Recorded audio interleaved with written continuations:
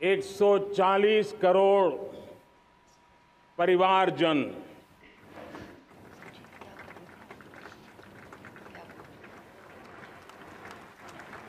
दुनिया का सबसे बड़ा लोकतंत्र और अब बहुत लोगों का अभिप्राय है कि जनसंख्या की दृष्टि से भी हम विश्व में नंबर 1 पर है। इतना बड़ा विशाल देश, 140 करोड़ देश के मेरे भाई बहन, मेरे परिवारजन आज आजादी का पर्व मना रहे हैं। मैं देश के कोटि कोटि जनों को, देश और दुनिया में भारत को प्यार करने वाले, भारत का सम्मान करने वाले, भारत का गौरव करने वाले कोटि कोटि जनों को आजादी के इस महान पवित्र पर्व की अनेक अनेक शुभकामनाएं देता हूं। मेरे प्यारे परिवारजन, पूज्य बापू के नेतृत्व में असहयोग का आंदोलन, सत्याग्रह की मूवमेंट और भगत सिंह, सुखदेव, राजगुरु जैसे अनगिनत वीरों का बलिदान, उस पीढ़ी में शायद ही कोई व्यक्ति होगा जिसने देश की आजादी में अपना योगदान न दिया हो। मैं आज देश की आजादी के जंग में जिन जिन ने योगदान दिया है, बलिदान दिए हैं, त्याग किया है, तपस्या की है, उन सबको आदरपूर्वक नमन करता हूं, उनका अभिनंदन करता हूं। आज 15 अगस्त महान क्रांतिकारी और अध्यात्म जीवन के ऋषितुल्य प्रणेता श्री अरबिंदो की 150वीं जयंती पूर्ण हो रही है। ये वर्ष स्वामी दयानंद सरस्वती के 150वीं जयंती का वर्ष है। ये वर्ष रानी दुर्गावती के 500वीं जन्मशती का बहुत ही पवित्र अवसर है, जो पूरा देश बड़े धामधूम से मनाने वाला है। ये वर्ष मीराबाई, भक्ति योग की सिरमौर मीराबाई के 525 वर्ष का भी ये पावन पर्व है। ये बार जो 26 जनवरी हम मनाएंगे वो हमारे गणतंत्र दिवस की 75वीं वर्षगांठ होगी।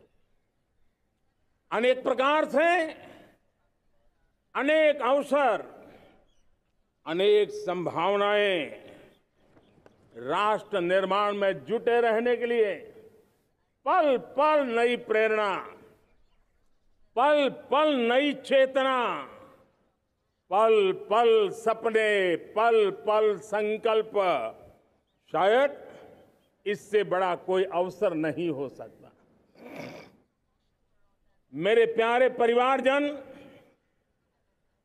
इस बार प्राकृतिक आपदा ने देश के अनेक हिस्सों में अकल्पनीय संकट पैदा किए। जिन परिवारों ने इस संकट में सहन किया है, मैं उन सभी परिवारजनों के प्रति अपनी संवेदना प्रकट करता हूं और राज्य और केंद्र सरकार मिलकर के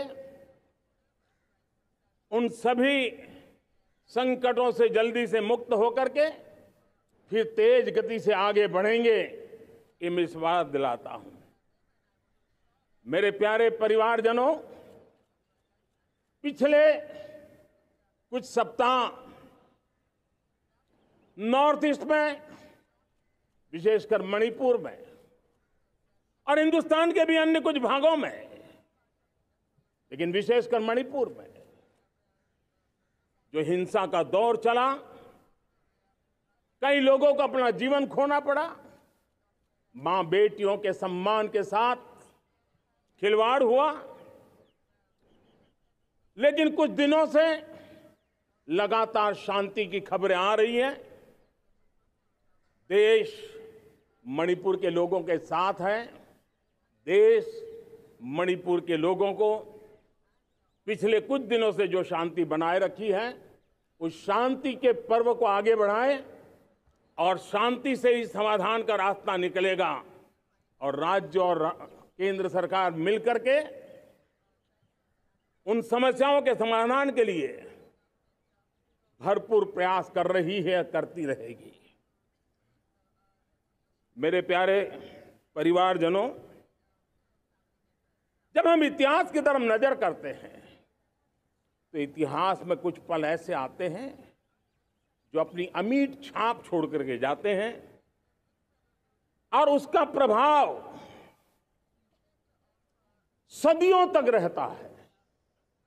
और कभी कभी शुरुआत में वो बहुत छोटा लगता है, छोटी सी घटना लगती है, लेकिन वो अनेक समस्याओं की जड़ बन जाती है। हमें याद है 1200 साल पहले इस देश पर आक्रमण हुआ।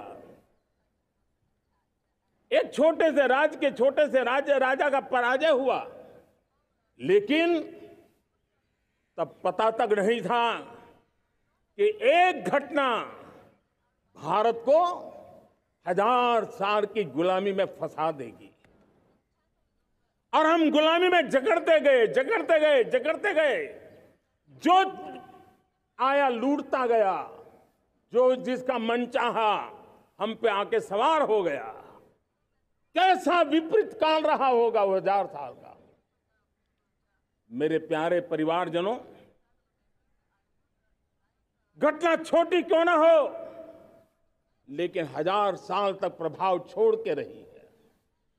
लेकिन मैं आज इस बात का जिक्र इसलिए करना चाहता हूं कि भारत के वीरों ने इस कालखंड में कोई भूभाग ऐसा नहीं था, कोई समय ऐसा नहीं था जब उन्होंने देश की आजादी के लौ को जलता न रखा हो, बलिदान की परंपरा न बनाई हो। मां भारती बेड़ियों से मुक्त होने के लिए उठ खड़ी हुई थी, जंजीरों को झकझोर रही थी और देश की नारी शक्ति, देश की युवा शक्ति, देश के किसान, देश के गांव के लोग, मजदूर, कोई हिंदुस्तानी ऐसा नहीं था जो आजादी के सपने को लेकर के जीता न हो। आजादी को पाने के लिए मर मिटने के लिए तैयार होने वालों की एक बड़ी फौज तैयार हो गई थी। जेलों में जवानी खपाने वाले अनेक महापुरुष हमारे देश की आजादी को, इन गुलामी की बेड़ियों को तोड़ने के लिए लगे हुए थे। मेरे प्यारे परिवारजनों, जनचेतना का वो व्यापक रूप, त्याग और तपस्या का वो व्यापक रूप, जन जन के अंदर एक नए विश्वास जगाने वाला वो पल आखिरकार 1947 में देश आजाद हुआ। 1000 साल की गुलामी में संजोए हुए सपने देशवासी पूरे करते हुए देखे। साथियों, मैं 1000 साल पहले की बात इसलिए कह रहा हूं, मैं देख रहा हूं फिर एक बार देश के सामने एक मौका आया है। इस ऐसे कालखंड में हम जी रहे हैं, ऐसे कालखंड में हमने प्रवेश किया है और यह हमारा सौभाग्य है कि भारत के ऐसे अमृत काल में, यह अमृत काल का पहला वर्ष है। या तो हम जवानी में जी रहे हैं या हम मां भारती की गोद में जन्म ले चुके हैं। और ये कालखंड, मेरे शब्द लिख करके रखिए मेरे प्यारे परिवारजनों, इस कालखंड में जो हम करेंगे, जो कदम उठाएंगे, जितना त्याग करेंगे, तपस्या करेंगे, सर्वजन हिताय सर्वजन सुखाय, एक के बाद एक फैसले लेंगे, आने वाले 1000 साल का देश का स्वर्णिम इतिहास उससे अंकुरित होने वाला है। इस कालखंड में होने वाली घटनाएं आगामी 1000 साल के लिए इसका प्रभाव पैदा करने वाली है। गुलामी की मानसिकता से बाहर निकला हुआ देश पंच प्राण को समर्पित होकर के एक नए आत्मविश्वास के साथ आज आगे बढ़ रहा है। नए संकल्पों को सिद्ध करने के लिए वो जी जान से जुड़ रहा है। मेरी भारत माता, जो कभी ऊर्जा का सामर्थ्य था लेकिन राख के ढेर में दबी पड़ी थी, वो भारत मां 140 करोड़ देशवासियों के पुरुषार्थ है। उनकी चेतना से, उनकी ऊर्जा से फिर एक बार जागृत हो चुकी है। मां भारती जागृत हो चुकी है। और मैं साफ देख रहा हूं दोस्तों, यही कालखंड है, पिछले 9-10 साल हमने अनुभव किया है। विश्व भर में भारत की चेतना के प्रति, भारत के सामर्थ्य प्रति एक नया आकर्षण, नया विश्वास, नई आशा पैदा हुई है। और ये प्रकाश पुंज जो भारत से उठा है, वो विश्व को उसमें अपने लिए ज्योति नजर आ रही है। विश्व को एक नया विश्वास पैदा हो रहा है। हमारा सौभाग्य है, कुछ ऐसी चीजें हमारे पास हैं जो हमारे पूर्वजों ने हमें विरासत में दी है और वर्तमान कालखंड ने गढ़ी है। आज हमारे पास डेमोग्राफी है, आज हमारे पास डेमोक्रेसी है, आज हमारे पास डाइवर्सिटी है। डेमोग्राफी, डेमोक्रेसी और डाइवर्सिटी की ये त्रिवेणी भारत के हर सपने को साकार करने का सामर्थ्य रखती है। आज पूरे विश्व में वहां देशों की उम्र ढल रही है, ढलाव पर है, तब भारत यौवन की तरफ ऊर्जावान होकर के बढ़ रहा है। कितने बड़े गौरव का कालखंड है कि आज 30 साल की कम आयु की जनसंख्या दुनिया में सर्वाधिक कहीं है तो ये मेरे भारत मां की गोद में है, ये मेरे देश में है। और 30 साल से कम उम्र की नौजवान हो मेरे देश के पास हो, कोटि कोटि भुजाएं हो, कोटि कोटि मस्तिष्क हो, कोटि कोटि सपने, कोटि कोटि संकल्प हो, तो भाइयों बहनों, मेरे प्रिय परिवारजनों, हम इच्छित परिणाम प्राप्त करके रह सकते हैं। मेरे प्यारे परिवारजनों, देश का भाग्य ऐसी घटनाएं बदल देती है। यह सामर्थ्य देश के भाग्य को बदल देता है। भारत 1000 साल की गुलामी और आने वाले 1000 साल के भव्य भारत के बीच में पड़ाव पर हम खड़े हैं, एक ऐसी संधि पर खड़े हैं। और इसलिए अब हमें न रुकना है, न दुविधा में जीना है। मेरे प्यारे परिवारजनों, हमें खोई हुई उस विरासत का गर्व करते हुए, खोई हुई समृद्धि को प्राप्त करते हुए, हमें फिर एक बार, और ये बात मान के चले, हम जो भी करेंगे, हम जो भी कदम उठाएंगे, हम जो भी फैसला लेंगे, वो अगले 1000 साल तक अपनी दिशा निर्धारित करने वाला है। भारत के भाग्य को लिखने वाला है। मैं आज मेरे देश के नौजवानों को, मेरे देश की बेटे बेटियों को ये जरूर कहना चाहूंगा, जो सौभाग्य आज मेरे युवाओं को मिला है, ऐसा सौभाग्य शायद ही किसी के नसीब होता है जो आपके नसीब हुआ है। और इसलिए हमें ये गंवाना नहीं है। युवा शक्ति पर मेरा भरोसा है, युवा शक्ति में सामर्थ्य है, और हमारी नीतियां, हमारी रीतियां भी उस युवा सामर्थ्य को और बल देने के लिए है।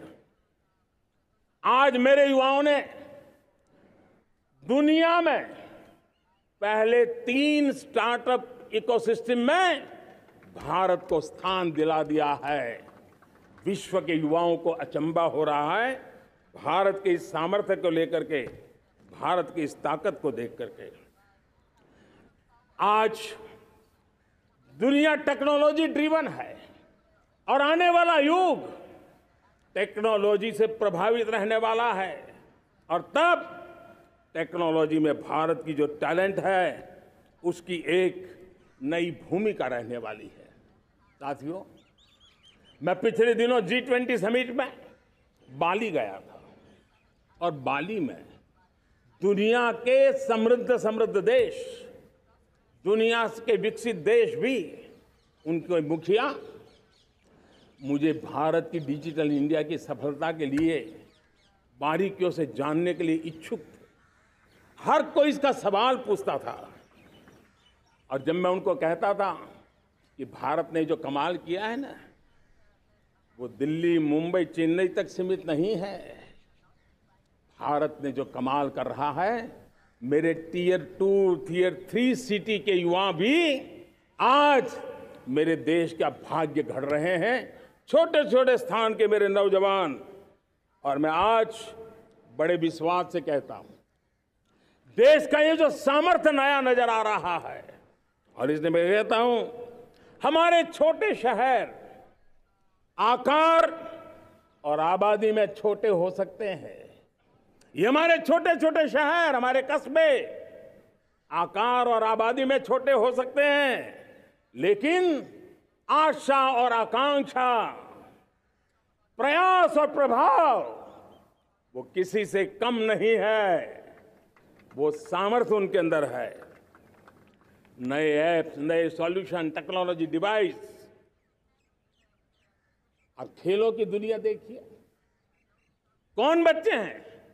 झुग्गी झोंपड़ी से निकले हुए बच्चे आज खेलों की दुनिया में पराक्रम दिखा रहे हैं। छोटे छोटे गांव के, छोटे छोटे कस्बे के नौजवान, हमारी बेटे बेटियां आज कमाल दिखा रही हैं। अब देखिए, मेरे देश की 100 जितनी स्कूल ऐसी हैं जहां के बच्चे सैटेलाइट बना करके सैटेलाइट छोड़ने की तैयारियां कर रही हैं। आज हजारों टिंकरिंग लैब नए वैज्ञानिकों का गर्भाधान कर रही है। आज हजारों टिंकरिंग लैब लाखों बच्चों को साइंस और टेक्नोलॉजी के राह पर आगे बढ़ने के लिए प्रेरणा दे रही है। मैं मेरे देश के नौजवानों को कहना चाहता हूं, अवसरों की कमी नहीं है। आप जितने अवसर चाहेंगे, ये देश आसमान से भी ज्यादा अवसर आपने देने का सामर्थ्य रखता है। मैं आज लाल किले की प्राचीर से मेरे देश की माताओं, बहनों, मेरे देश की बेटियों को हृदय से अभिनंदन करना चाहता हूं। देश आज जब पहुंचा है, अब विशेष शक्ति जुड़ रही है मेरी माताओं बहनों के सामर्थ्य की। आज देश प्रगति की राह पर चल पड़ा है, तो मैं मेरे किसान भाई बहनों का भी अभिनंदन करना चाहता हूं। ये आप ही का पुरुषार्थ है, ये आप ही का परिश्रम है कि देश आज कृषि क्षेत्र में आगे बढ़ रहा है। मैं मेरे मजदूरों का, मेरे श्रमिकों का, मेरे प्रिय परिवारजन, ऐसे कोटि कोटि श्रमिकों को आज मैं नमन करता हूं, उनका अभिनंदन कर रहा हूं। देश आज जो आधुनिकता की ओर बढ़ रहा है, विश्व की तुलना करने वाले सामर्थ्य के साथ नजर आ रहा है, उसके पीछे मेरे देश के मजदूरों का, मेरे देश के श्रमिकों का बहुत बड़ा योगदान है।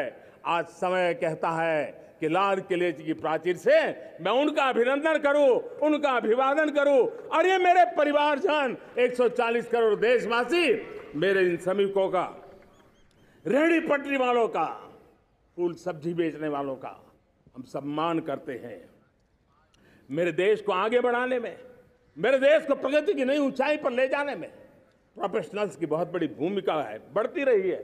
चाहे साइंटिस्ट हो, चाहे इंजीनियर्स हो, डॉक्टर्स हो, नर्सिस हो, शिक्षक हो, आचार्य हो, यूनिवर्सिटीज हो, गुरुकुल हो, हर कोई मां भारती का भविष्य उज्जवल बनाने के लिए अपनी पूरी ताकत से लगा हुआ है। मेरे प्यारे परिवारजनों, राष्ट्रीय चेतना वो एक ऐसा शब्द है जो हमें चिंताओं से मुक्त कर रहा है, और आज वो राष्ट्रीय चेतना ये सिद्ध कर रही है कि भारत का सबसे बड़ा सामर्थ्य बना है भरोसा, भारत का सबसे बड़ा सामर्थ्य बना है विश्वास।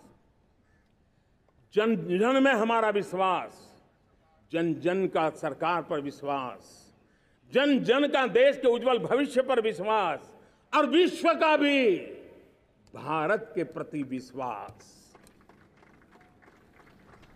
ये विश्वास हमारी नीतियों का है, हमारी रीति का है। भारत के उज्जवल भविष्य को जिस निर्धारित मजबूत कदमों से हम आगे बढ़ा रहे हैं, उसका है। भाइयों बहनों, मेरे प्यारे परिवारजनों, ये बात निश्चित है कि भारत का सामर्थ्य और भारत की संभावनाएं विश्वास की नई बुलंदियों को पार करने वाली है, और ये विश्वास की नई बुलंदियां नए सामर्थ्यों को लेकर के चलनी चाह रही है। आज देश में G20 समिट के मेहमान नवाजी का भारत को अवसर मिला है। अब पिछले एक साल से हिंदुस्तान के हर कोने में जिस प्रकार से G20 के अनेक ऐसे आयोजन हुए, अनेक कार्यक्रम हुए हैं, उसने देश के सामान्य मानवी के सामर्थ्य को विश्व को परिचित करा दिया है, भारत की विविधता का परिचय कराया है, भारत की डायवर्सिटी को दुनिया अचंभे से देख रही है, और उसके कारण भारत के तरफ आकर्षण बढ़ा है, भारत को जानने की, समझने की इच्छा जगी है। उसी प्रकार से आप देखिए एक्सपोर्ट, आज भारत का एक्सपोर्ट के तेजी से बढ़ रहा है, और मैं कहना चाहता हूं दुनिया के एक्सपर्ट्स इन सारे मानदंडों के आधार पर कह रहे हैं कि अब भारत रुकने वाला नहीं है। दुनिया की कोई भी रेटिंग एजेंसी होगी वो भारत का गौरव कर रही है। कोरोना काल के बाद दुनिया एक नए सिरे से सोचने लगी, और मैं विश्वास से देख रहा हूं कि जिस प्रकार से द्वितीय महायुद्ध के बाद, द्वितीय विश्व युद्ध के बाद दुनिया ने एक नया वर्ल्ड ऑर्डर आकार लिया था, मैं साफ साफ देख रहा हूं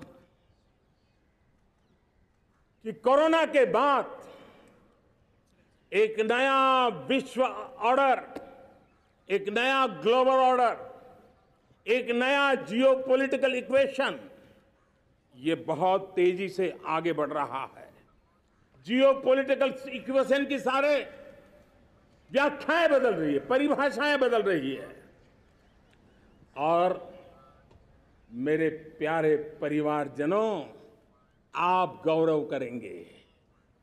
बदलते हुए विश्व को शेप देने में आज मेरे 140 करोड़ देशवासियों, आपका सामर्थ्य नजर आ रहा है। आप निर्णायक मोड़ पर खड़े हैं, और कोरोना काल में भारत ने जिस प्रकार से देश को आगे बढ़ाया, दुनिया ने हमारे सामर्थ्य को देखा है। जब दुनिया की सप्लाई चेन तहस नहस हो गई थी, बड़ी बड़ी अर्थव्यवस्थाओं पर दबाव था, उस समय भी हमने कहा था हमें विश्व का विकास देखना है तो मानव केंद्रीय होना चाहिए, मानवीय संवेदनाओं से भरा हुआ होना चाहिए, और तब जाकर के समस्याओं का सही समाधान निकालेंगे। और कोविड ने हमें सिखाया है या हमें मजबूर किया है, लेकिन मानवीय संवेदनाओं को छोड़ करके हम विश्व का कल्याण नहीं कर सकते। आज भारत ग्लोबल साउथ की आवाज बन रहा है। भारत की समृद्ध विरासत आज दुनिया के लिए एक अवसर बन रहा है। Global economy, global supply chain, इसमें भारत की हिस्सेदारी, मैं पक्का विश्वास से कहता हूं, आज जो भारत ने परिस्थिति पैदा हुई है, आज जो भारत ने कमाया है, वो दुनिया में स्थिरता की गारंटी लेकर के आया है। दोस्तों, अब न हमारे मन में, न 140 करोड़ मेरे परिवारजनों के मन में, और न ही दुनिया के मन में कोई इफ्स है, कोई बट्स है। विश्वास बन चुका है। मेरे प्यारे देशवासियों, अब गेंद हमारे पाले में है। हमें अवसर जाने नहीं देना चाहिए, हमें मौका छोड़ना नहीं चाहिए।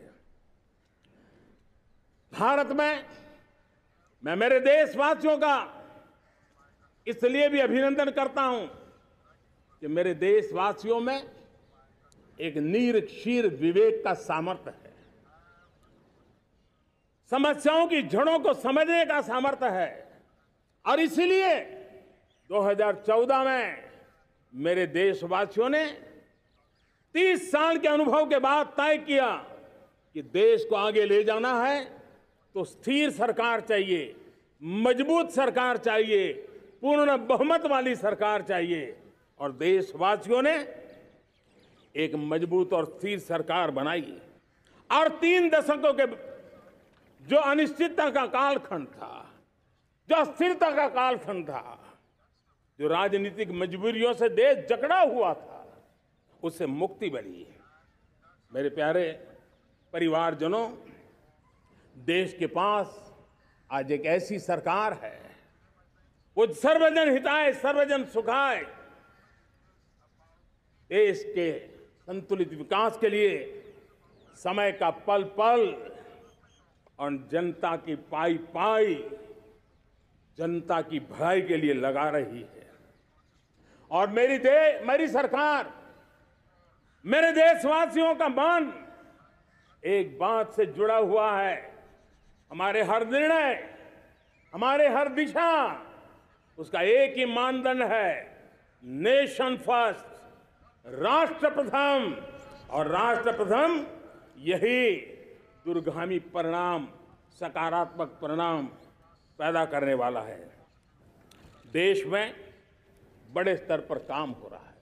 और लेकिन मैं कहना चाहूंगा, 2014 में आपने एक मजबूत सरकार बनाई, और मैं कहता हूं 2014 में और 2019 में आपने एक सरकार फॉर्म की, तो मोदी में रिफॉर्म करने की हिम्मत आई। आपने ऐसी सरकार फॉर्म की कि मोदी को रिफॉर्म की हिम्मत आई। और जब मोदी ने एक के बाद एक रिफॉर्म किए, तो मेरे ब्यूरोक्रेसी के लोग, मेरे लाखों हाथ पैर जो हिंदुस्तान के कोने कोने में सरकार के हिस्से के रूप में काम कर रहे हैं, उन्होंने ब्यूरोक्रेसी ने ट्रांसफॉर्म करने के लिए, परफॉर्म करने की जिम्मेवारी बखूबी निभाई। और उन्होंने परफॉर्म करके दिखाया, और जनता जनार्दन जुड़ गई, तो वो ट्रांसफॉर्म होता भी नजर आ रहा है। और इसलिए रिफॉर्म, परफॉर्म, ट्रांसफॉर्म, ये कालखंड अब भारत के भविष्य को गढ़ रहा है। और हमारी सोच देश की उस ताकतों को बढ़ावा देने पर है जो आने वाले 1000 साल की नींव को मजबूत करने वाले। दुनिया को युवा शक्ति की जरूरत है, युवा स्किल की जरूरत है। हमने अलग स्किल मिनिस्ट्री बनाई, वो भारत की आवश्यकताओं को तो पूरी करेगी, वो दुनिया की आवश्यकताओं को पूरी करने का भी सामर्थ्य रखेगी। हमने जल शक्ति मंत्रालय बनाया। मंत्रालय की बनाने की रचना को भी अगर कोई एनालिसिस करेगा ना, तो इस सरकार के मन मस्तिष्क को बड़े अच्छे ढंग से आप समझ पाएंगे। हमने जल शक्ति मंत्रालय बनाया। ये जल शक्ति मंत्रालय हमारे देश के एक एक देशवासियों को पीने का शुद्ध पानी पहुंचे, पर्यावरण की रक्षा के लिए पानी के प्रति संवेदनशील व्यवस्थाएं विकसित हो, उस पर हम बल रहे हैं। हमारे देश में कोरोना के बाद दुनिया देख रही है होलिस्टिक हेल्थ केयर, ये समय की मांग है। हमने अलग आयुष मंत्रालय बनाया और योग और आयुष आज दुनिया में अपना परचम लहरा रहे हैं। हमने दुनिया को हमारे कमिटमेंट के कारण विश्व का हमारे प्रति ध्यान गया है। अगर हम ही हमारे इस सामर्थ्य को नकार देंगे तो फिर दुनिया कैसे स्वीकार करेगी। लेकिन जब मंत्रालय बना तो दुनिया को भी उसका मूल्य समझ में आया। मत्स्य पालन, हमारा इतना बड़ा समुद्री तट, हमारे कोटि कोटि मछुआरे भाई बहन, उनका कल्याण भी हमारे दिलों में है। और इसलिए हमने अलग से मत्स्य पालन को लेकर के, पशुपालन को लेकर के, डेयरी को लेकर के अलग मंत्रालय की रचना की, ताकि समाज के जिस वर्ग के लोग पीछे रह गए उनको हम साथ लें। देश में सरकारी अर्थव्यवस्था के हिस्से होते हैं, लेकिन समाज की अर्थव्यवस्था का एक बड़ा हिस्सा है कोऑपरेटिव मूवमेंट। उसको बल देने के लिए, उसको आधुनिकता लाने के लिए और देश के कोने कोने में लोकतंत्र की एक सबसे बड़ी इकाई को मजबूत करने के लिए हमने अलग कोऑपरेटिव मंत्रालय बनाया। और वो हमारी सहकारी संस्थाएं उसका जाल बिछा रहा है, ताकि गरीब से गरीब की वहां सुनवाई हो, उसकी आवश्यकताओं की पूर्ति हो, और वो भी राष्ट्र के विकास की योगदान में एक छोटी इकाई का हिस्सा बनकर के उसमें वो योगदान दे रखें। हमने सहकार से समृद्धि का रास्ता अपनाया है। मेरे प्यारे परिवारजनों, जब हम 2014 में आए थे तो हम वैश्विक अर्थव्यवस्था में 10वें नंबर पर थे, और आज 140 करोड़ देशवासियों का पुरुषार्थ रंग लाया है कि हम विश्व की अर्थव्यवस्था में 5वें नंबर पर पहुंच चुके हैं। और ये ऐसे ही नहीं हुआ है। जो एक भ्रष्टाचार का राक्षस देश को दबोचे हुए थे, लाखों करोड़ के घोटाले अर्थव्यवस्था को डामाडोल कर रहे थे, गवर्नेंस फ्रेजाइल फाइल में देश की पहचान होने लगी थी, लीकेजेस को हमने बंद किया, मजबूत अर्थव्यवस्था बनाई, हमने गरीब कल्याण के लिए ज्यादा से ज्यादा धन खर्चने का प्रयास किया। और आज मैं देशवासियों को बताना चाहता हूं कि जब देश आर्थिक रूप से समृद्ध होता है तो सिर्फ तिजोरी नहीं भरती है, देश का सामर्थ्य बढ़ता है, देशवासियों का सामर्थ्य बढ़ता है। और तिजोरी का पाई पाई अगर ईमानदारी से जनता जनार्दन के लिए खर्च करने का संकल्प लेने वाली सरकार हो तो परिणाम के साथ है। मैं 10 साल का हिसाब तिरंगे की साक्षी में लाल किले की प्राचीर से मेरे देशवासियों को दे रहा हूं। आंकड़े देख करके आपको लगेगा इतना बड़ा बदलाव, इतना बड़ा सामर्थ्य। 10 साल पहले राज्यों को 30 लाख करोड़ रुपए भारत सरकार की तरफ से जाते थे। पिछले 9 साल में यह आंकड़ा 100 लाख करोड़ पर पहुंचा है। पहले स्थानीय निकाय के विकास के लिए भारत सरकार के खजाने से 70,000 करोड़ रुपया जाता था, आज वो 3 लाख करोड़ से भी ज्यादा जा रहा है। पहले गरीबों के घर बनाने के लिए 90,000 करोड़ रुपया खर्च होता था। आज वो 4 गुना होकर के 4 लाख करोड़ से भी ज्यादा खर्च गरीबों के घर बनाने के लिए हो रहा है। पहले गरीबों को यूरिया सस्ता मिले, जो यूरिया की बैग दुनिया के कुछ बाजारों में 3,000 में बिकती है, वो यूरिया की बैग मेरे किसानों को 300 में मिले। और इसलिए देश की सरकार 10 लाख करोड़ रुपया मेरे किसानों की यूरिया में सब्सिडी दे रहा है। मुद्रा योजना 20 लाख करोड़ रुपए, उससे भी ज्यादा मेरे देश के नौजवानों को स्वरोजगार के लिए, अपने व्यवसाय के लिए, अपने कारोबार के लिए दिए हैं। 8 करोड़ लोगों ने नया कारोबार शुरू किया है। और 8 करोड़ लोगों ने कारोबार शुरू किया है, ऐसा नहीं, हर कारोबारी ने एक या दो लोगों को रोजगार दिया है। 8 से 10 करोड़ नए लोगों को रोजगार देने का सामर्थ्य ये मुद्रा योजना से लाभ लेने वाले 8 करोड़ नागरिकों को करा है। एमएसएमईज को करीब 3.5 लाख करोड़ रुपए की मदद से कोरोना के संकट में भी उनको डूबने नहीं दिया, मरने नहीं दिया, उनको एक ताकत दी है। 1 रैंक 1 पेंशन मेरे देश के सेना के जवानों का एक सम्मान का विषय था। 70,000 करोड़ रुपया भारत की तिजोरी से आज पहुंचा है, मेरे निवृत्त सेना के नायकों के जेब में, उनके परिवार में पहुंचा है। सभी कैटेगरी में, मैंने तो कुछ ही गिनाए, मैं ज्यादा समय लेना नहीं चाहता।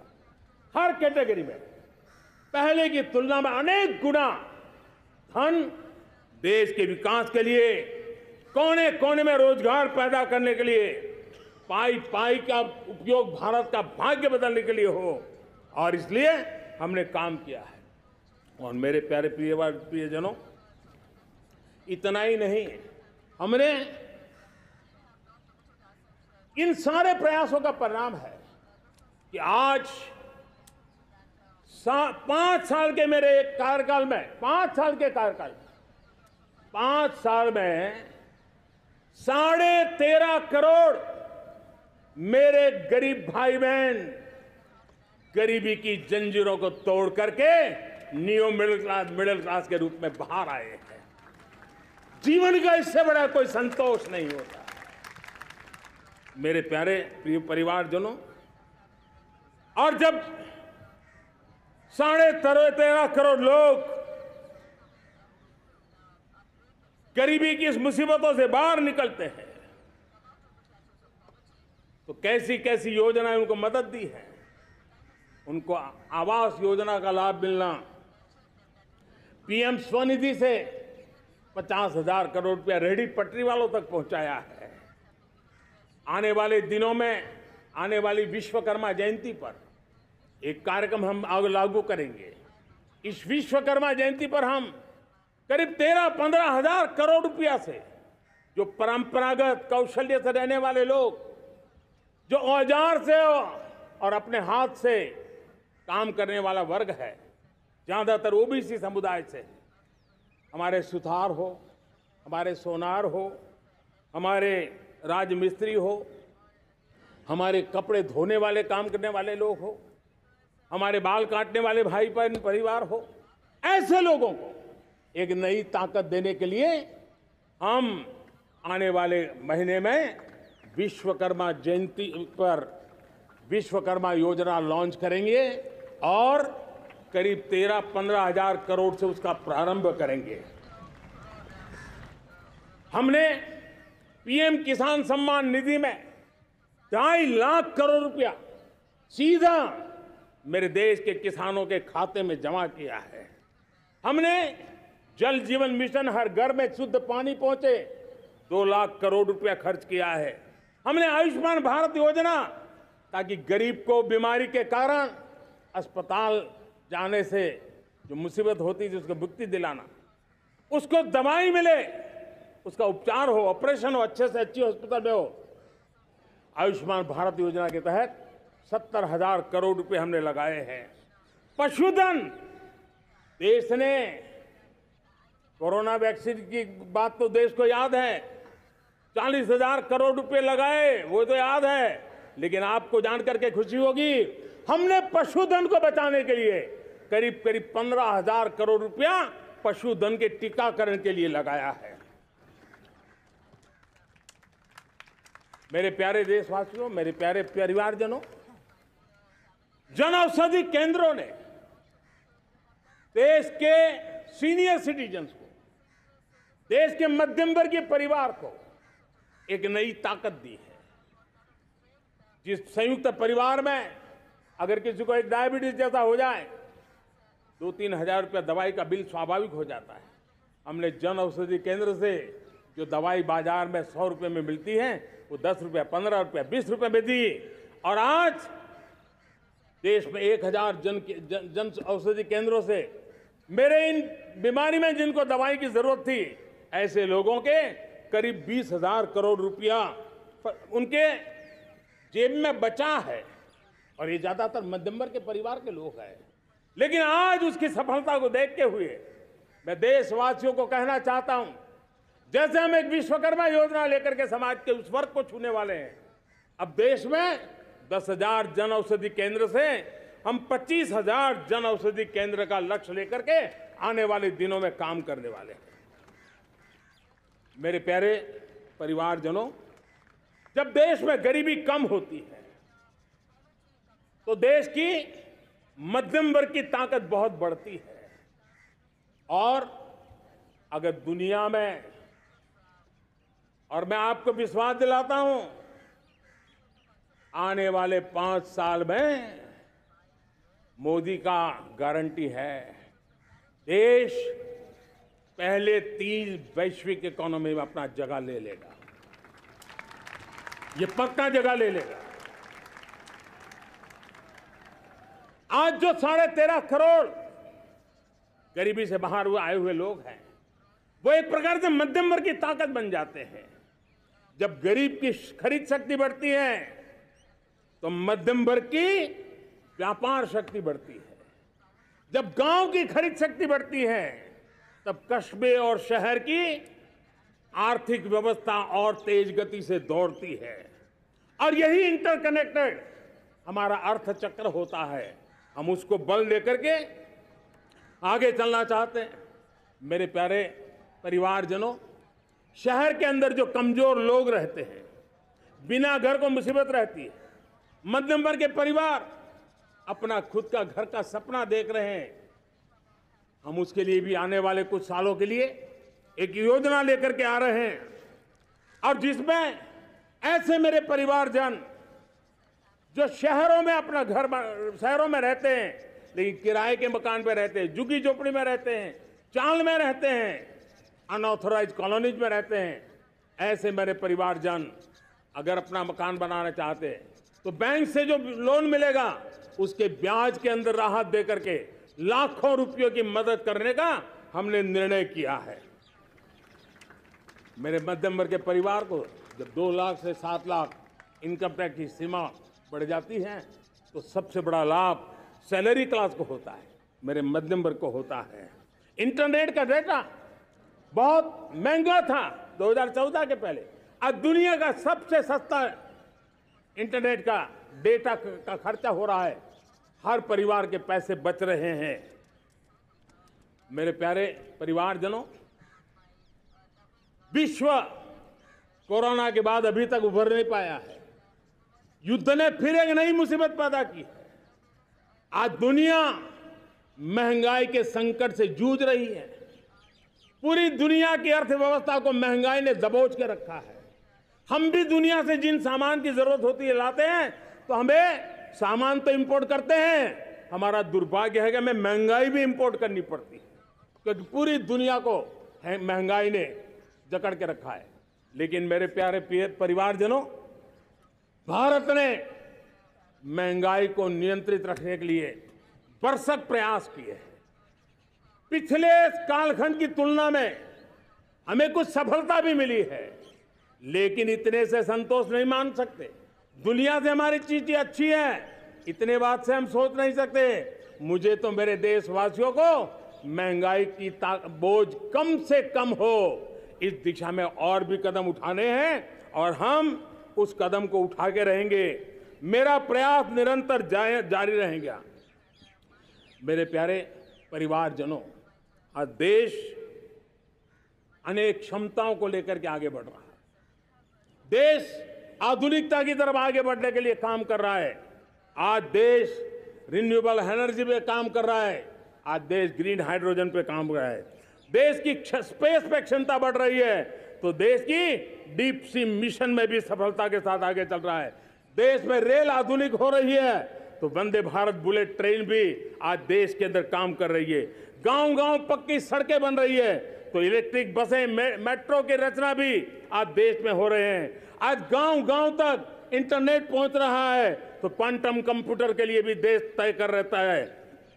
नैनो यूरिया, नैनो डीएपी, उस पर काम हो रहा है, तो दूसरी तरफ जैविक खेती पर भी हम बल दे रहे हैं। आज किसान उत्पादक संघ एफपीओ का निर्माण हो रहा है, तो हम सेमीकंडक्टर का भी निर्माण करने के लिए चाह रहे हैं। हम दिव्यांग जनों के लिए एक सुगम भारत के निर्माण के लिए काम करते हैं, तो हम पैरालंपिक में भी हिंदुस्तान का तिरंगा झंडा गाड़ने के लिए मेरे दिव्यांग जनों को सामर्थ्यवान बना रहे हैं। हम खिलाड़ियों को स्पेशल ट्रेनिंग दे रहे हैं।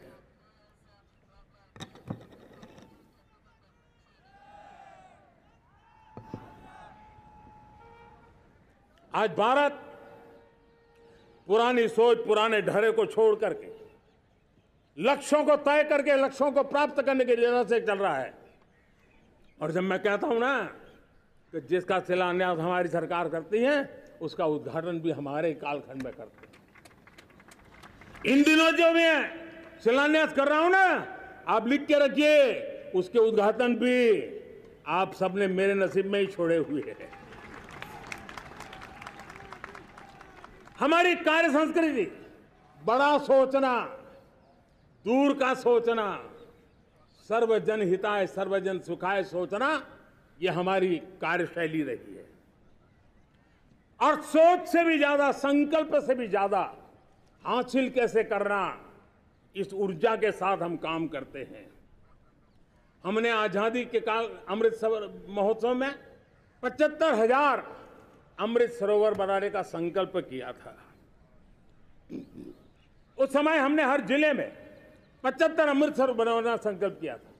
करीब 50-55 हजार अमृत सरोवर की कल्पना की थी, लेकिन आज करीब 75,000 अमृत सरोवर का काम निर्माण हो रहा है। ये अपने आप में बहुत बड़ा काम हो रहा है। जनशक्ति और जल शक्ति की ताकत भारत के पर्यावरण की रक्षा में भी काम आने वाली है।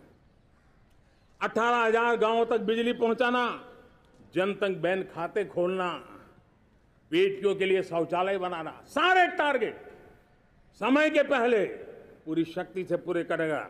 और जब भारत ठान लेता है तो उसे पूरा करके रहता है। ये हमारा ट्रैक रिकॉर्ड कहता है। 200 करोड़ वैक्सीनेशन का काम, दुनिया हमें जब पूछती है 200 करोड़ सुनती है, उनकी आंखें फट जाती है। इतना बड़ा काम ये मेरे देश के आंगनवाड़ी वर्कर, हमारी आशा वर्कर, हमारी हेल्थ वर्कर, उन्होंने करके दिखाया। यह मेरे देश का सामर्थ्य है। 5G को रोल आउट किया, दुनिया में सबसे तेज गति से 5G रोल आउट करने वाला मेरा देश है। 700 से अधिक जिलों तक हम पहुंच चुके हैं और अब 6G की भी तैयारी कर रहे हैं। हमने टास्क फोर्स बना दिया है। रिन्यूएबल एनर्जी, हम टारगेट से पहले चले हैं। हमने रिन्यूएबल एनर्जी 2030 का जो टारगेट तय किया था, 21-22 में इसको पूरा कर दिया। हमने इथेनॉल में 20% ब्लेंडिंग की बात कही थी, वो भी हमने समय से 5 साल पहले पूरा कर दिया। हमने $500 बिलियन के एक्सपोर्ट की बात की थी, वो भी समय के पहले $500 बिलियन से ज्यादा कर दिया। हमने तय किया, जो हमारे देश में 25 साल से चर्चा हो रही थी कि देश में नई संसद बने, पार्लियामेंट का कोई सत्र ऐसा नहीं था नई संसद के।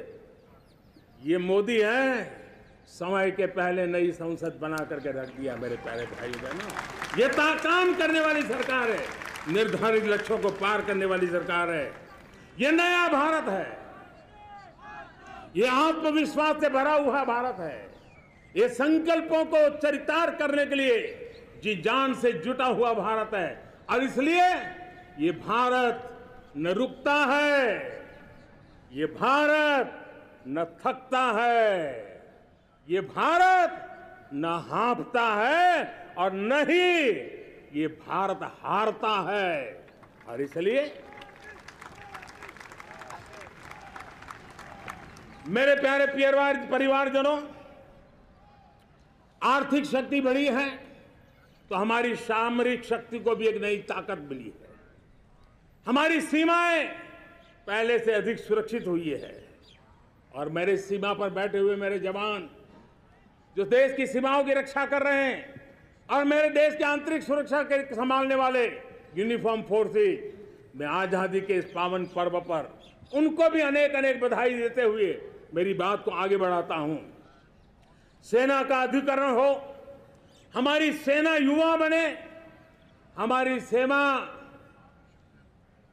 बैटल के लिए रेडी, युद्ध योग्य बने, इसलिए निरंतर रिफॉर्म का काम आज हमारी सेना में हो रहा है। मेरे प्यारे परिवारजनों, आए दिन हम लोग सुना करते थे, यहां बम धमाका हुआ, वहां बम धमाका हुआ, हर जगह पे लिखा हुआ रहता था कि इस बैग को मत छूना, अनाउंसमेंट होते रहते थे। आज देश सुरक्षा की अनुभूति कर रहा है और जब सुरक्षा होती है, शांति होती है, तो प्रगति के नए अरमान हम पूरे कर सकते हैं। उसको लिए सीरियल बम धमाके का जमाना बीती हुई बात हो गई है। निर्दोषों के जो मौत होते थे वो बीते हुए कल की बात हो गई है। आज देश में आतंकी हमलों में भारी कमी आई है। नक्सल प्रभावित क्षेत्रों में भी बहुत बड़ा बदलाव आया है, बहुत बड़ा परिवर्तन का एक वातावरण बना है। मेरे प्यारे परिवारजनों, प्रगति की हर चीज में, लेकिन जब 2047 हम एक विकसित भारत का सपना लेकर के चल रहे हैं तब, और वो सपना नहीं, 140 करोड़ देशवासियों का संकल्प है और उस संकल्प को सिद्ध करने के लिए परिश्रम की पराकाष्ठा भी है। और उसकी सबसे बड़ी ताकत होती है वो राष्ट्रीय चरित्र होता है। दुनिया में जिन जिन देशों ने प्रगति की है, दुनिया में जो जो देश संकटों से वो पार करके निकले हैं, उसमें हर चीज के साथ साथ एक महत्वपूर्ण कैटलिक एजेंट रहा है, वो राष्ट्रीय चरित्र रहा है। और हमें राष्ट्रीय चरित्र के लिए और बल देते हुए हमें आगे बढ़ना होगा। हमारा देश, हमारा राष्ट्रीय चरित्र ओजस्वी हो, तेजस्वी हो, पुरुषार्थी हो, पराक्रमी हो, प्रखर हो, ये हम सबका सामूहिक दायित्व है। और आने वाले 25 साल हम एक ही मंत्र को लेकर चले, ये हमारे राष्ट्रीय चरित्र के सिरमौर होना चाहिए।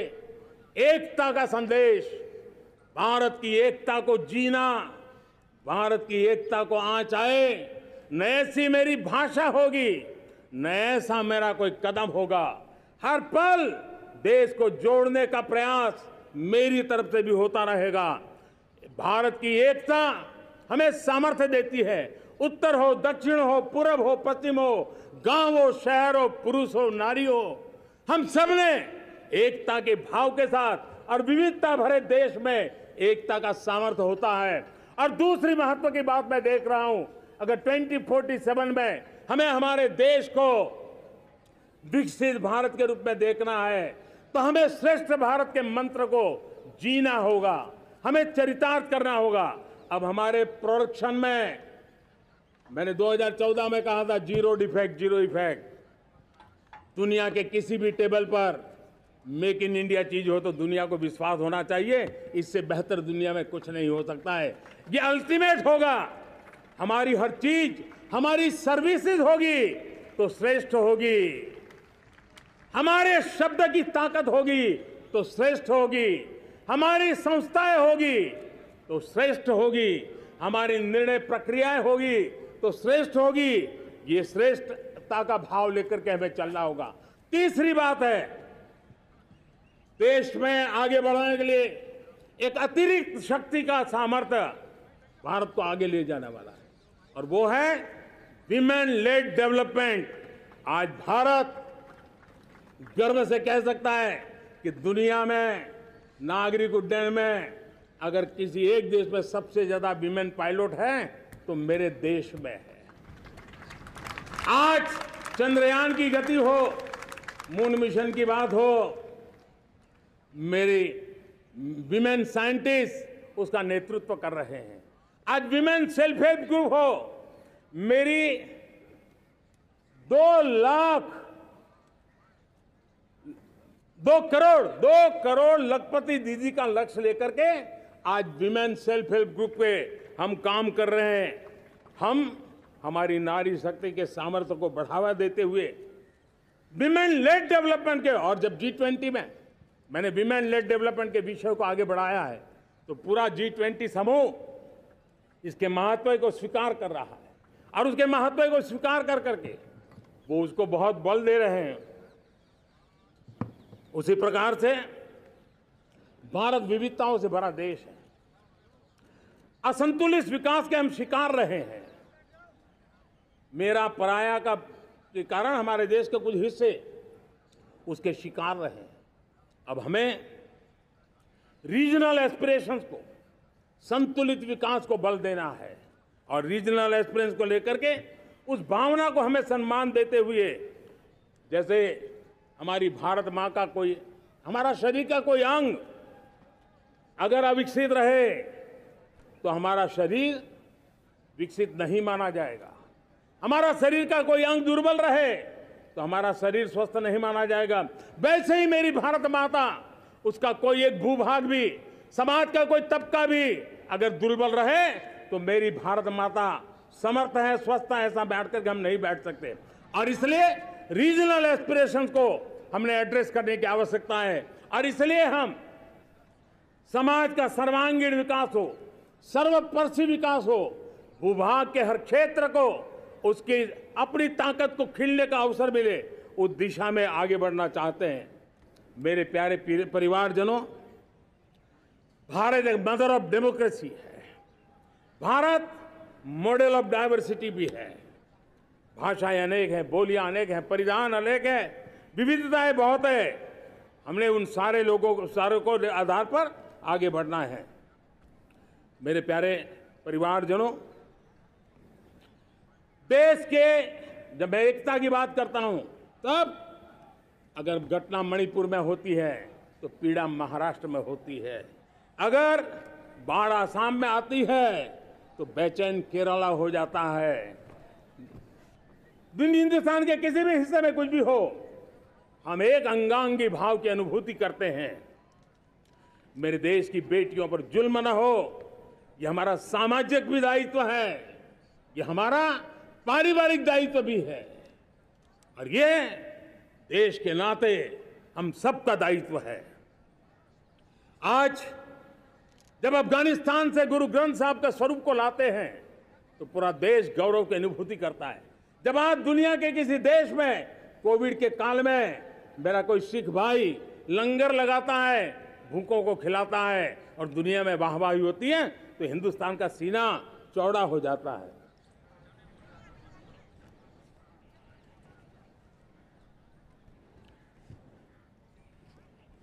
मेरे प्यारे परिवारजनों, हमारे लिए जब नारी सम्मान की बात करते हैं, मुझे अभी एक देश में दौरा कर रहा था, तो वहां एक बहुत ही सीनियर मिनिस्टर, उसने मुझे एक सवाल पूछा। उसने कहा, आपके यहाँ बेटियां साइंस और इंजीनियरिंग के विषयों की पढ़ाई करती हैं क्या? उसमें क्या था? मैंने उनको कहा, आज मेरे देश में लड़कों से ज्यादा बेटियां आज स्टेम यानी साइंस, टेक्नोलॉजी, इंजीनियरिंग और मैथ्स, अधिकतम भाग मेरी बेटियां ले रही है। तो उनके लिए अचरज था। ये सामर्थ्य आज हमारे देश का देख रहा है। मेरे प्यारे परिवारजनों, आज 10 करोड़ महिलाएं विमेन सेल्फ हेल्प में जुड़ी हुई है, और वीमेन सेल्फ हेल्प ग्रुप के साथ आप गांव में जाएंगे तो आपको बैंक वाली दीदी मिलेगी, आपको आंगनवाड़ी वाली दीदी मिलेगी, आपको दवाई देने वाली दीदी मिलेगी। और अब मेरा सपना है 2 करोड़ लखपति दीदी बनाने का, गांव में 2 करोड़ लखपति दीदी। और इसके लिए एक नया अभिगम भेजा, साइंस और टेक्नोलॉजी। हमारे गांव की महिलाओं का भी सामर्थ्य देखता हूं मैं, और इसलिए हम एक नई योजना सोच रहे हैं कि हमारे एग्रीकल्चर सेक्टर में टेक्नोलॉजी आए, एग्री टेक को बल मिले। इसलिए विमेन सेल्फ हेल्प ग्रुप की बहनों को हम ट्रेनिंग देंगे, ड्रोन चलाने की, ड्रोन रिपेयरिंग की हम ट्रेनिंग देंगे, और हजारों ऐसे विमेन सेल्फ हेल्प ग्रुप को भारत सरकार ड्रोन देगी, ट्रेनिंग देगी, और हमारे एग्रीकल्चर के काम में ड्रोन की सेवाएं उपलब्ध हो। इसके लिए हम शुरुआत करेंगे। प्रारंभ हम 15,000 विमेन सेल्फ हेल्प ग्रुप के द्वारा ये ड्रोन की उड़ान का हम आरंभ कर रहे हैं। मुझे विश्वास है कि इसके कारण हमारे परिवारजनों का, मेरे प्यारे परिवारजनों, आज देश आधुनिकता की तरफ बढ़ रहा है। हाईवे हो, रेलवे हो, एयरवे हो, हाईवेज हो, इंफॉर्मेशन वेज, वाटरवेज हो, कोई क्षेत्र ऐसा नहीं है जिस क्षेत्र को आगे बढ़ाने की दिशा में आज देश काम न करता हो। पिछले 9 वर्ष में तटीय क्षेत्रों में हमने, आदिवासी क्षेत्र में, हमारे पहाड़ी क्षेत्र में विकास को बहुत बढ़ दिया है। हमने पर्वतमाला, भारतमाला ऐसी योजनाओं के द्वारा समाज के उस वर्ग को हमने बल दिया है। हमने गैस की पाइपलाइन से हमारे पूर्वी भारत को जोड़ने का काम किया है। हमने अस्पतालों की संख्या बढ़ाई है, हमने डॉक्टर की सीटें बढ़ाई है ताकि हमारे बच्चे डॉक्टर बनने का सपना पूरा कर सके। हमने मातृभाषा में पढ़ाने पर बल दिया है, अब मातृभाषा में वो पढ़ाई कर सके उस दिशा में। और मैं भारत के सुप्रीम कोर्ट का भी धन्यवाद करता हूं कि भारत की सुप्रीम कोर्ट ने कहा है कि आप जो जजमेंट देंगे उसका जो ऑपरेटिव पार्ट होगा वो जो अदालत में आया है उसकी भाषा में उसको उपलब्ध होगा। मातृभाषा का महात्म्य आज बढ़ रहा है। मेरे प्यारे भाई परिवारजनों, आज तक हमारे देश के जो बॉर्डर विलेज हैं, हमने वाइब्रेंट बॉर्डर विलेज का एक कार्यक्रम शुरू किया है। और वाइब्रेंट बॉर्डर विलेज, अब तक इसके लिए कहा जाता था देश के आखिरी गांव। हमने उस पूरी सोच को बदला है, वो देश का आखिरी गांव नहीं है। सीमा पर जो नजर आ रहा है वो मेरे देश का पहला गांव है। अगर सूरज उगता है पूरब में तो उस तरफ के गांव में पहली सूरज की किरण आती है। अगर सूरज ढलता है तो इस तरफ के गांव में आखिरी किरण उसका लाभ मिलता है। ये मेरे पहले गांव है और मुझे खुशी है कि आज मेरे इस कार्यक्रम के विशेष मेहमान, ये जो पहले गांव है, सीमावर्ती गांव है, उसके 600 प्रधान आज इस लाल किले की प्राचीर के इस महत्वपूर्ण कार्यक्रम का हिस्सा बनने के लिए आए। पहली बार वो इतनी दूर तक आए हैं, नए संकल्प और सामर्थ्य के साथ जुड़ने के लिए आया है। मेरे प्यारे परिवारजनों, हमने संतुलित विकास के लिए एस्पिरेशनल डिस्ट्रिक्ट, एस्पिरेशनल ब्लॉक की कल्पना की और आज उसके सुखद परिणाम मिल रहे हैं। आज राज्य के जो नॉर्मल पैरामीटर्स हैं, जो एस्पिरेशनल डिस्ट्रिक्ट कभी बहुत पीछे थे, वो आज राज्य में भी अच्छा करने लग गए हैं। और मुझे विश्वास है कि आने वाले दिनों में ये हमारे आकांक्षी जिले, हमारे आकांक्षी बॉल अवश्य आगे बढ़ेंगे। जैसे मैंने कहा था, भारत का चरित्र की चर्चा कर रहा था, तो मैंने पहला कहा था भारत की एकता, दूसरा कहा था भारत श्रेष्ठता की तरफ बल दें, तीसरा कहा था विमेन लेड डेवलपमेंट की मैंने बात कही थी, और मैं आज एक बात और कहना चाहता हूं कि हम जैसे रीजनल एस्पिरेशन, मैंने चौथी बात कही थी, पांचवी महत्व की बात है और भारत ने अब उस दिशा में जाओ, और वो है हमारा राष्ट्रीय चरित्र विश्व मंगल के लिए सोचने वाला होना चाहिए। हमें देश को इतना मजबूत बनाना है जो विश्व मंगल के लिए भी अपनी भूमिका अदा करे।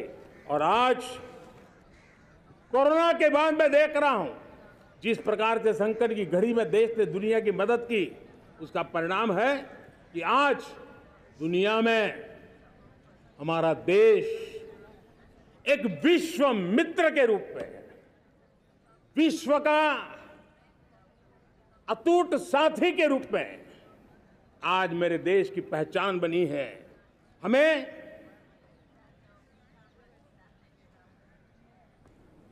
जब विश्व मंगल की बात करते हैं तब भारत का मूलभूत विचार है, उस विचार को हम आगे बढ़ाने लोग हैं।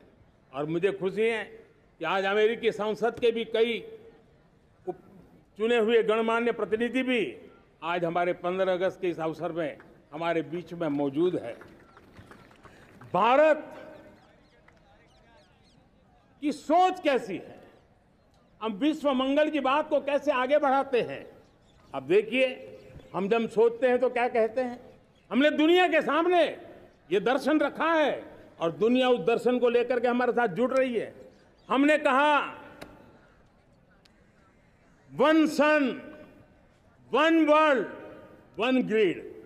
रिन्यूएबल एनर्जी के क्षेत्र में एक बहुत बड़ा हमारा स्टेटमेंट है, आज दुनिया उसको स्वीकार कर रही है। कोविड के बाद हमने दुनिया को कहा हमारा अप्रोच होना चाहिए वन अर्थ, वन हेल्थ।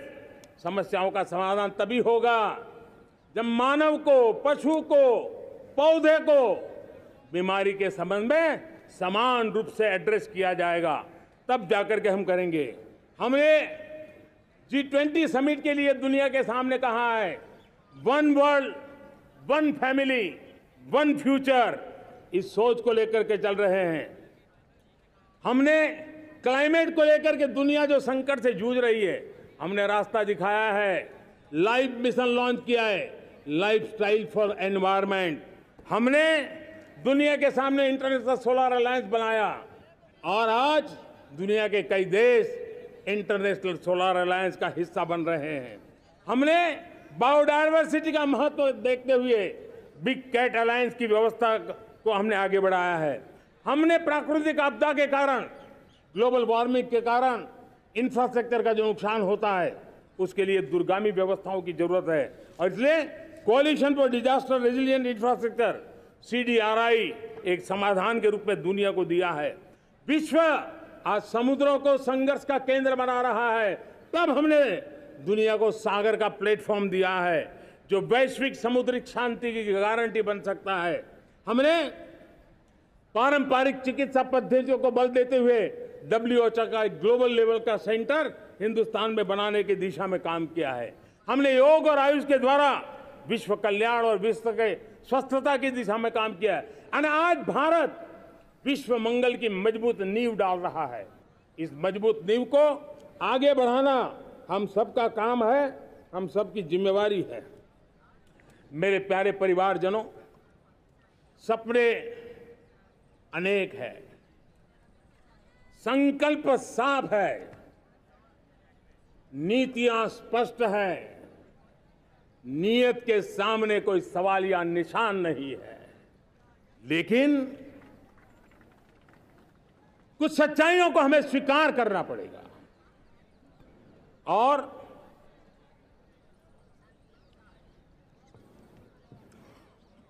उसके समाधान के लिए मेरे प्रिय परिवारजनों, मैं आज लाल किले से आपकी मदद मांगने आया हूं। मैं लाल किले से आपके आशीर्वाद मांगने आया हूं, क्योंकि पिछले सालों मैंने देश को जो समझा है, देश की आवश्यकताओं को जो मैंने परखा है और अनुभव के आधार पर मैं कह रहा हूं कि आज गंभीरतापूर्वक उन चीजों को हमें लेना होगा। आजादी के अमृतकाल में 2047 में जब देश आजादी के 100 साल मनाएगा, उस समय दुनिया में भारत का तिरंगा झंडा विकसित भारत का तिरंगा झंडा होना चाहिए।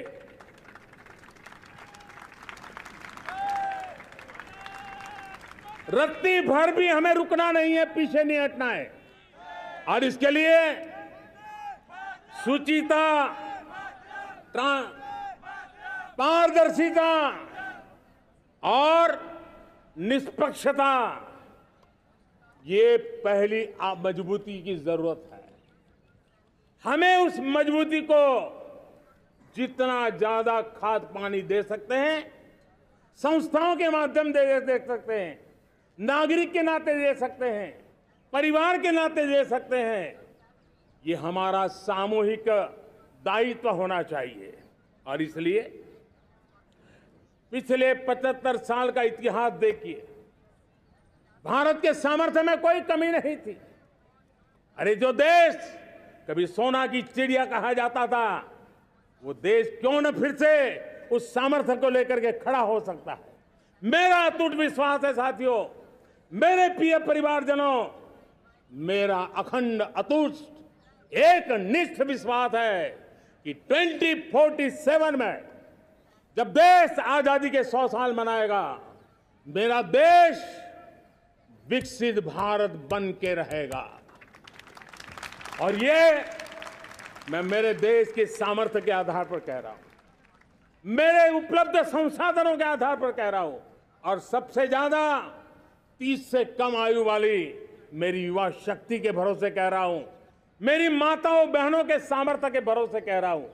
लेकिन उसके सामने अगर कोई रुकावट है, कुछ विकृतियां पिछले 75 साल में ऐसे घर कर गई है, हमारी समाज व्यवस्था का ऐसा हिस्सा बन गई है कि कभी कभी तो हम आंख भी बंद कर देते हैं। अब आंख बंद करने का समय नहीं है।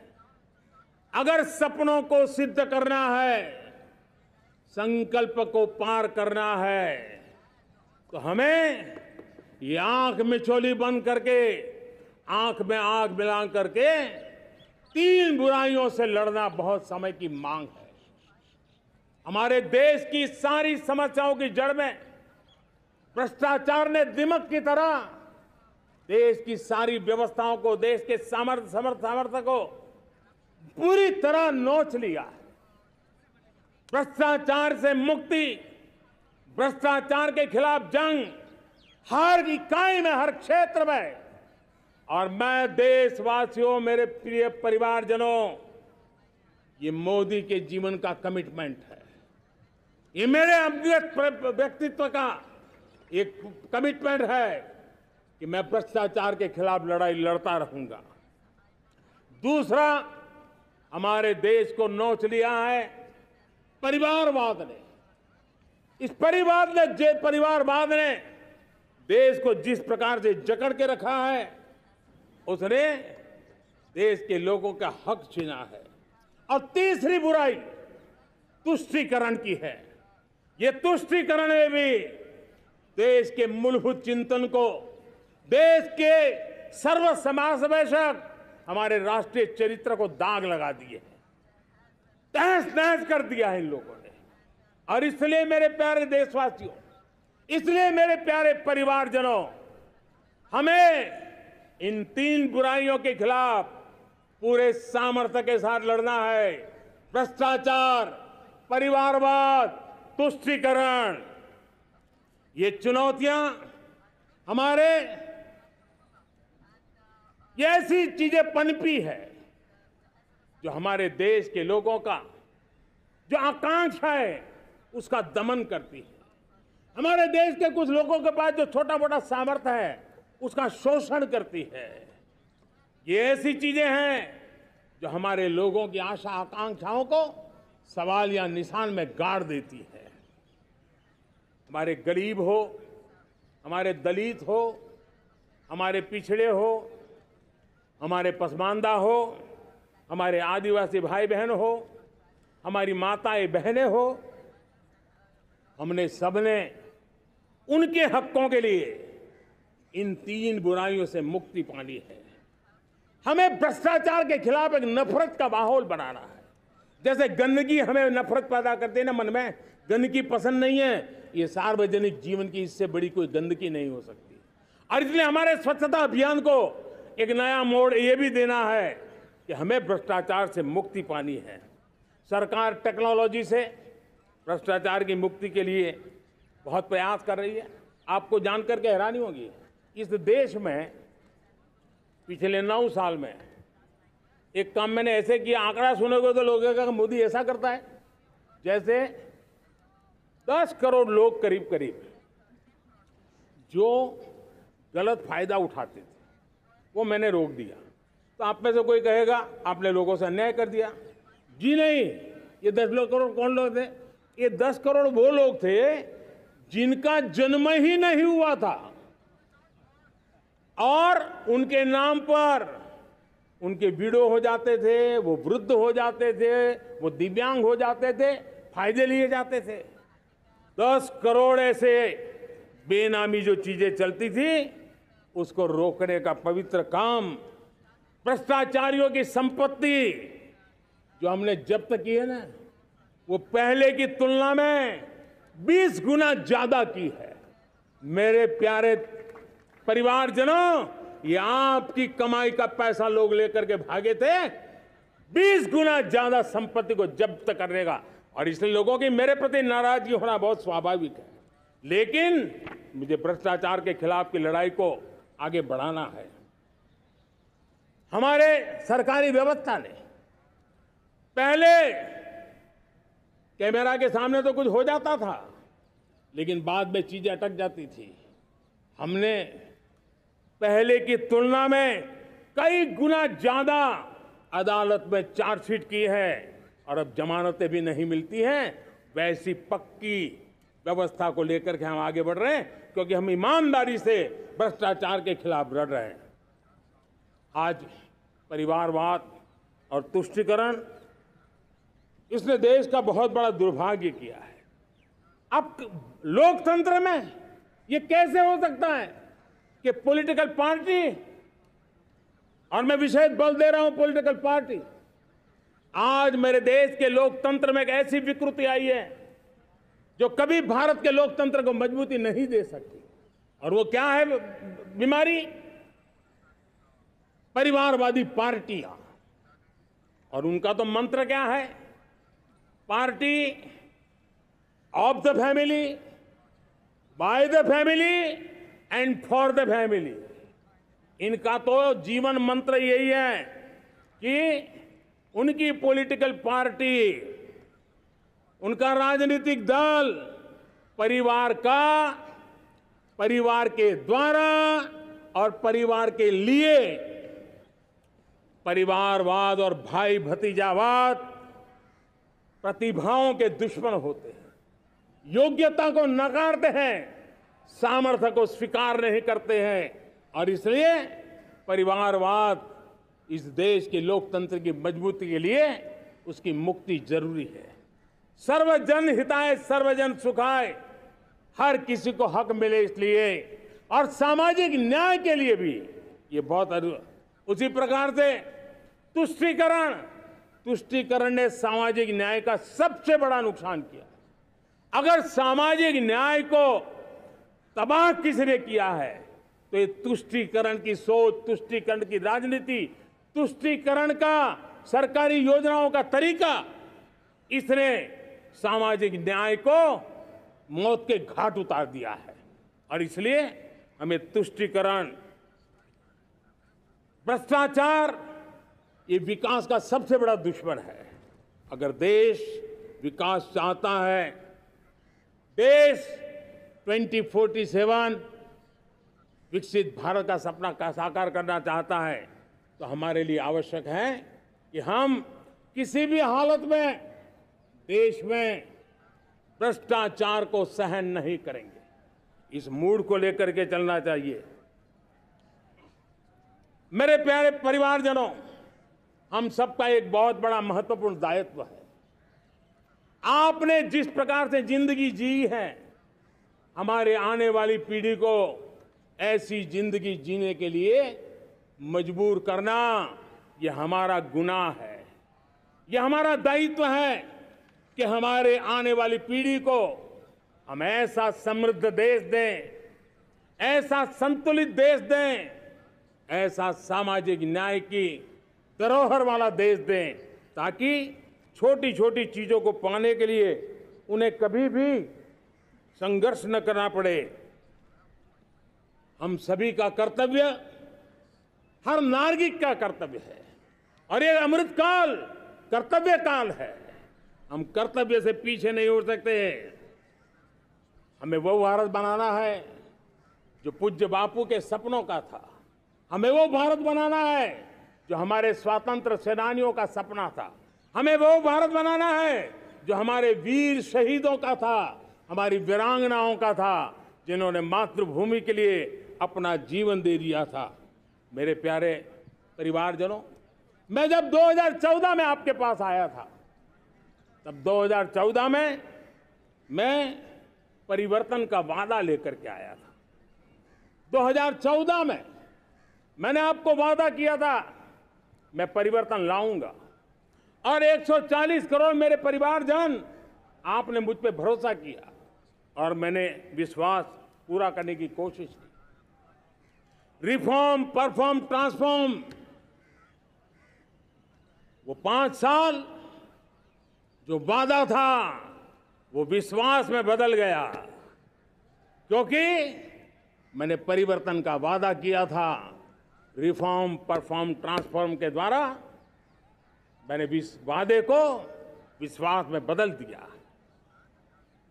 कठोर परिश्रम किया है, देश के लिए किया है, शान से किया है,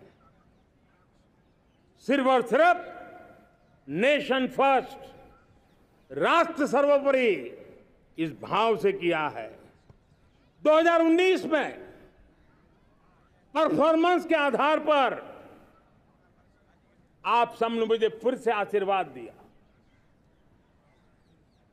परिवर्तन का वादा मुझे यहां ले आया, परफॉर्मेंस मुझे दोबारा ले आया, और आने वाले 5 साल अभूतपूर्व विकास के हैं। 2047 के सपने को साकार करने का सबसे बड़ा स्वर्णिम पल आने वाले 5 साल है। और अगली बार 15 अगस्त को इसी लाल किले से मैं आपको देश की उपलब्धियां, आपके सामर्थ्य, आपके संकल्प, उसमें हुई प्रगति, उसकी जो सफलता है, उसके गौरवगान, उससे भी अधिक आत्मविश्वास के सामने, आपके सामने मैं प्रस्तुत करूंगा। मेरे प्यारे प्रियजनों, मेरे परिवारजनों, मैं आप में से आता हूं, मैं आपके बीच से निकला हूं, मैं आपके लिए जीता हूं। अगर मुझे सपना भी आता है तो आपके लिए आता है। अगर मैं पसीना भी बहाता हूं तो आपके लिए बहाता हूं, क्योंकि इसलिए नहीं कि आपने मुझे दायित्व दिया है, मैं इसलिए कर रहा हूं कि आप मेरे परिवारजन हैं, और आपके परिवार के सदस्य के नाते मैं आपके किसी दुख को देख नहीं सकता हूं, मैं आपके सपनों को चूर चूर होते नहीं देख सकता हूं, मैं आपके संकल्प को सिद्धि तक ले जाने के लिए आपका एक साथी बन करके, आपका एक सेवक बन करके, आपके साथ जुड़े रहने का, आपके साथ जीने का, आपके लिए जूझने का मैं संकल्प लेकर के चला हुआ इंसान हूं। और मुझे विश्वास है, हमारे पूर्वजों ने आजादी के लिए जो जंग लड़ा था, जो सपने देखे थे, वो सपने हमारे साथ है। आजादी के जंग में जिन्होंने बलिदान दिया था, उनके आशीर्वाद हमारे साथ है और 140 करोड़ देशवासियों को एक ऐसा अवसर आया है।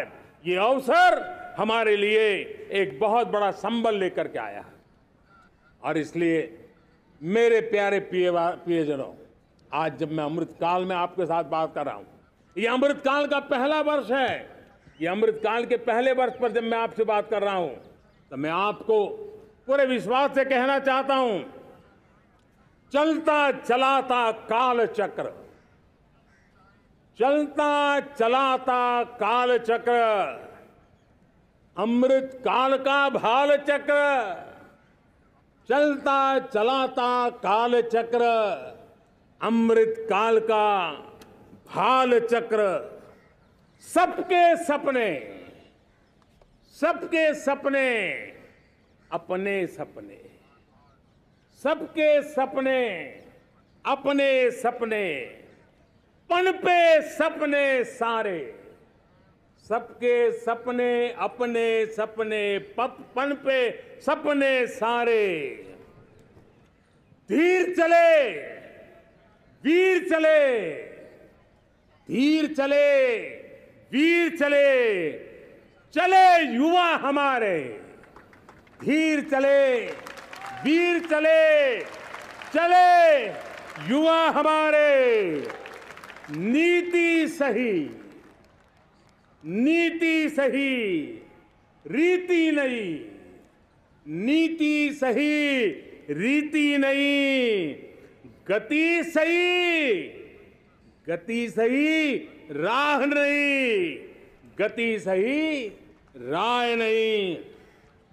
चुनो, चुनो चुनौती, चुनो चुनौती सीना तान, चुनो चुनौती सीना तान, जग में बढ़ाओ देश का नाम, चुनो चुनौती सीना तान, जग में बढ़ाओ देश का नाम।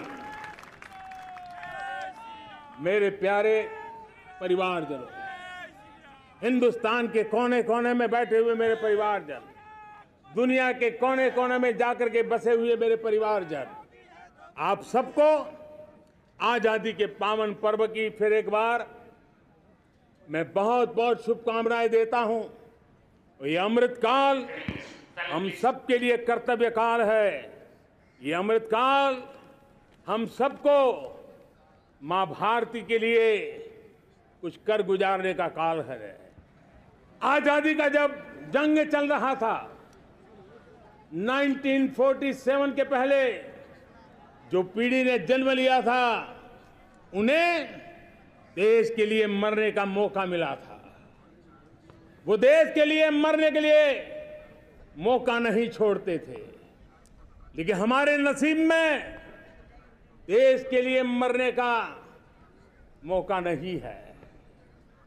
लेकिन हमारे लिए देश के लिए जीने का ये इससे बड़ा कोई अवसर नहीं होता।